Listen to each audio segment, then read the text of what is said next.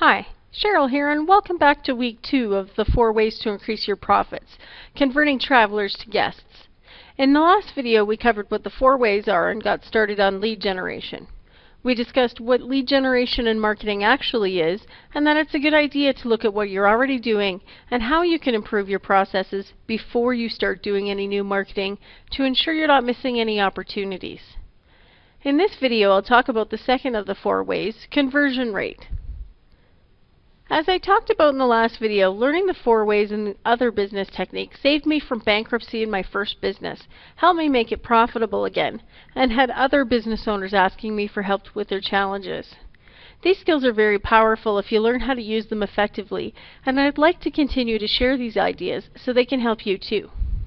So to recap, here are the 4 ways to increase your profits. Number 1 is lead generation or marketing. And this is everything you do to place your product or service in the hands of potential guests.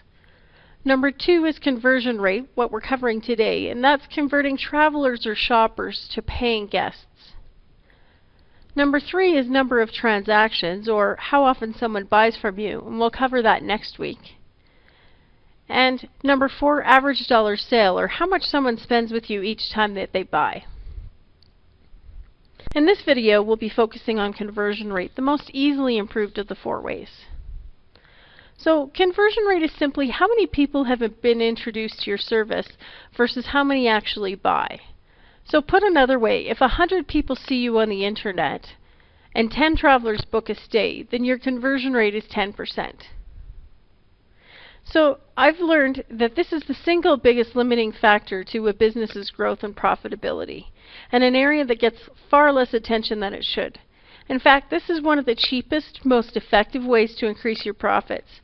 It's one of the main ways I turned my first business around, those fitness clubs that I talked to you about in last week's video. And I've taught some of these skills to dozens of other business owners with pretty great success. So consistently I've found in my business and in others that we owners and managers think our conversion rate is actually double what it really is. So keep a sharp eye, because this is where you can make the biggest difference to your bottom line and not spend a dime doing it. So this is just tweaking little things, looking to take a larger share of customer, or offer more things in a service line that somebody might like who would be your ideal customer. As I said in last week's video, check your processes to make sure there are no glaring errors. Your front desk staff forget to tell all incoming inquiries about your special package deal for the month, for example. Or here's another example. A property owner I worked with only accepted a mailed deposit for her bookings, with the balance due in cash upon arrival. Even though she had a website, she wasn't interested in setting up instant booking and payment on her site because she thought it was too much hassle and didn't want to pay the transaction fees.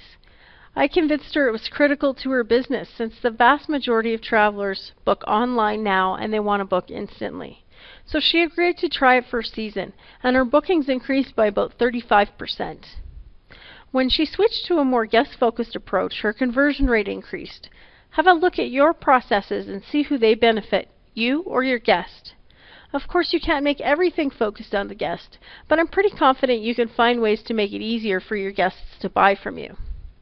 As I've said before, it makes sense not to spend any money on boosting profits until we get a clear idea on the internal areas for improvement and where we can get better results without spending any money first.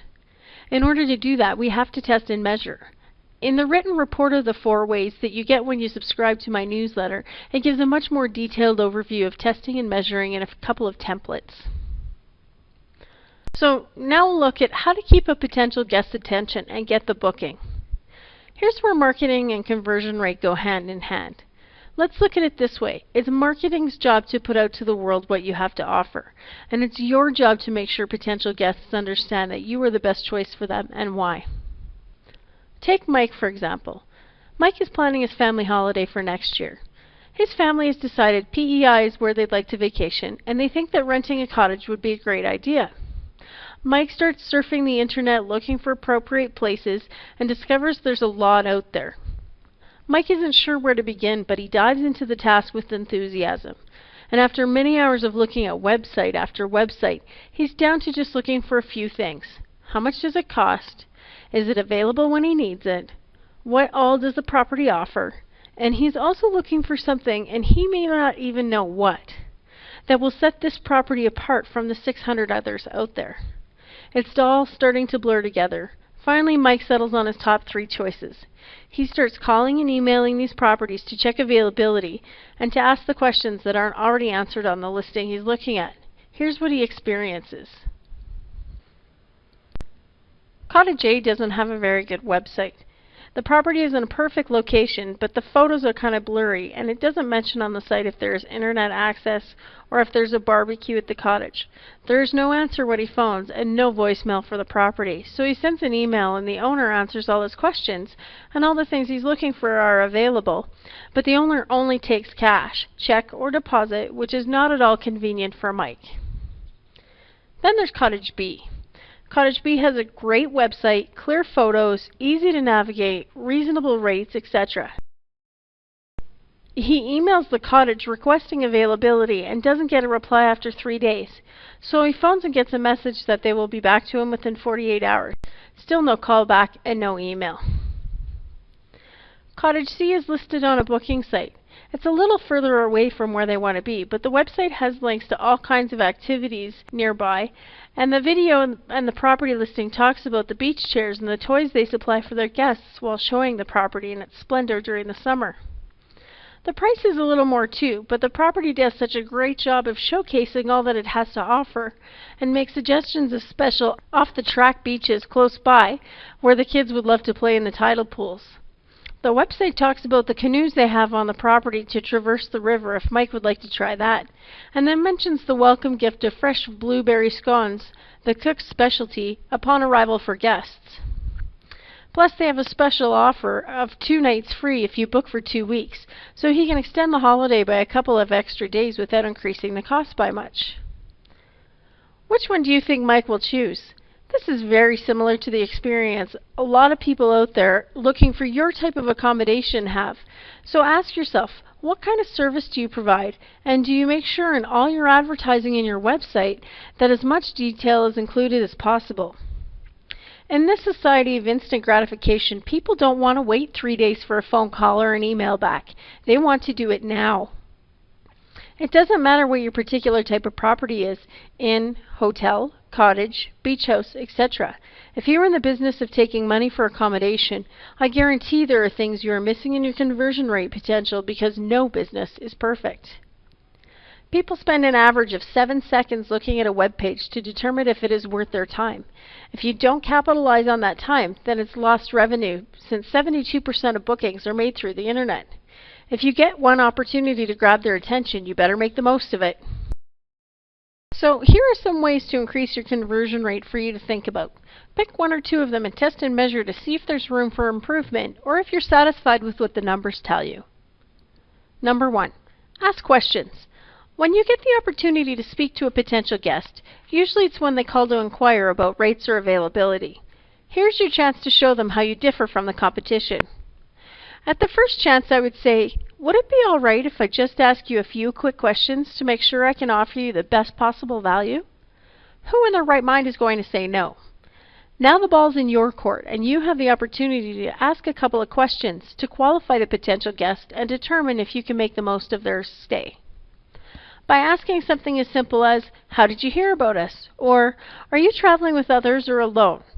You learn where your lead came from, so you know which marketing is working.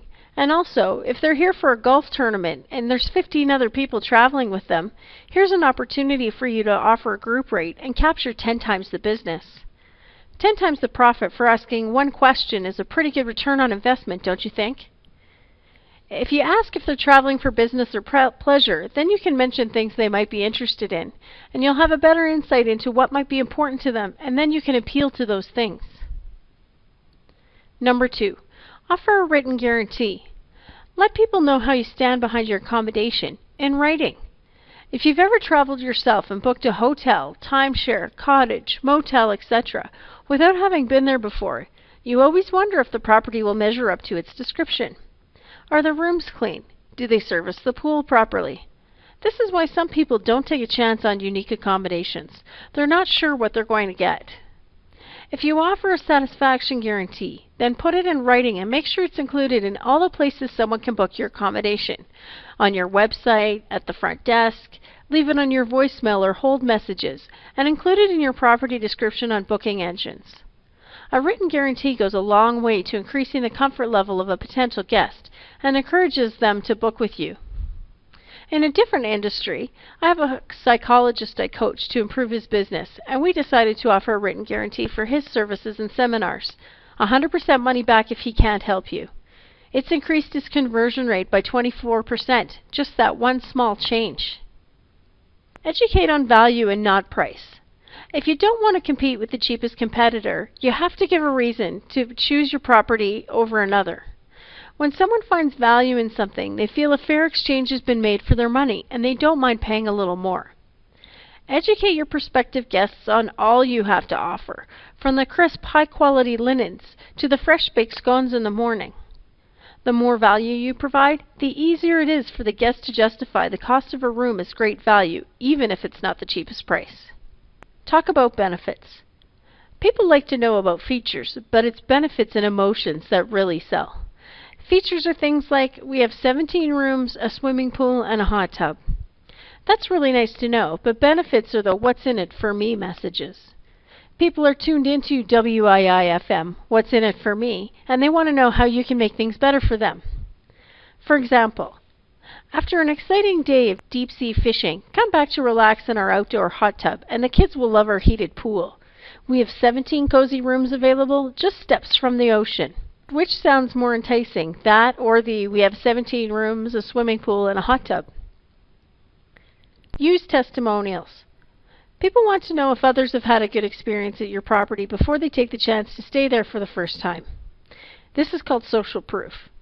If you provide examples of what guests have said about your property, then the comfort factor goes way up. This is why so many people visit TripAdvisor before booking accommodations, so they can see what others' experiences were. Try to include at least 3 testimonials wherever you can in your marketing. Our system automatically contacts each guest after their stay and asks for a review so we can post it on your listing for you. This is good leverage. Information booklets or ebooks. If someone has questions about your property, offer to send them a free ebook about your accommodation. Include all the relevant details of your property and the great things about it, the location, nearby attractions, pet policies, etc. Anything they might want or need to know about their stay should be included. Here's something to set you apart from the competition. No one else will go to the trouble, and that's outstanding customer service that they're looking for. If you make it an ebook, it won't cost you anything. You can send it to anyone, and the guests will get it instantly. You can also update it anytime you like. Phone scripts. If someone calls to inquire about your property and you don't have a script for you and your team to follow, chances are you're missing a great opportunity to convert an interested caller into a guest. Be sure to highlight some of your best features, such as the outdoor pool, free internet access, and a discount in the restaurant for the kids. Don't miss out on the opportunity to show you have more to offer than any other accommodation they might consider. When I had the fitness clubs, I at first refused using a phone script because I thought it sounded too salesy and stiff. However, when I started to get desperate and was willing to try anything to increase business, I gave it a try, and our number of appointments went up 61%. Just use a script as a guideline to make sure you've asked all the relevant questions and hit all the highlight points to educate on value over price, and you're doing more than most properties. Lastly, measure conversion rate. I feel like a broken record when it comes to talking about testing and measuring. However, the numbers don't lie. If your conversion rate is only 54% on the phone, then you know you need to do some phone training with your team. If you use a phone script, the chances of upping your conversion rate increase at least 25% because you remember to cover all the relevant points and don't miss any critical question or opportunities to ask for the booking. As you can see, raising your conversion rate isn't all that difficult if you're strategic about how you do it. It's again a matter of putting yourself in the guest's shoes and determining what will make the difference to them and choosing your property over another. I find the area where you can make the biggest difference in results is your website. If you really make sure all the possible questions someone might have are answered, and you educate all you have to offer, and enable the guest to book or at least make a serious inquiry about your property, you'll go a long way to increasing the likelihood that the traveler will choose your place. I also highly recommend a place to book and pay for their stay right on your site. If you're not comfortable with that, then I strongly recommend at least an availability calendar, something where people don't have to contact you for something simple like that. Failing that, use at least an online booking site, at least one, where people can book and pay instantly. So this will at least help with your conversion rate. Keep in mind that instant gratification. I have more ideas, and if you sign up to our newsletter, you'll get the whole 4 Ways written course with supplemental material, like a list of 17 low or no-cost lead generation ideas, and 24 ways to increase your conversion rate. Just click on the link in the email I sent you to register. So I hope you've enjoyed this video and picked up a couple of helpful tips. In the next video, we'll be discussing increasing transactions and average dollar sale, the other 2 of the 4 ways. Have a great week, and thanks for watching.